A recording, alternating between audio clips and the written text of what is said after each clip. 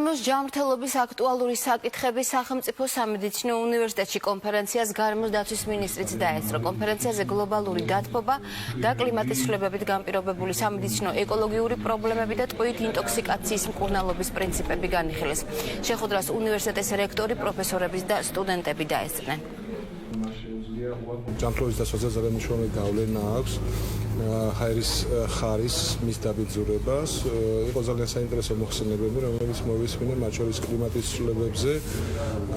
მინდა გითხრათ ასევე, რომ ჩვენ ინტენსიურად ვაფართოვებთ ჰაერის მონიტორინგის ქსელს. მთავარია ეს ინფორმაცია არის საჯარო, ამ ინფორმაციას ვასვით მოსახლეობას და ჩვენ ყველას ერთად გვაქვს, რა თქმა უნდა, ვალად ის, რომ მივიღოთ სწორი გადაწყვეტილებები ამ თვალსაზრისით, უახლოეს მომავალში გეგმავთ დამატებითი ღონისძიებების გატარებას ასე. ტარდება ეროვნული კვირეული და ამასთან დაკავშირებით თბილისის სახელმწიფო სამედიცინო უნივერსიტეტში ეწყობა კონფერენცია, რომელსაც ცოტა უფრო ფართო სათაური აქვს. ეს არის ძირითადი ასპექტები გარემოს დაცვის.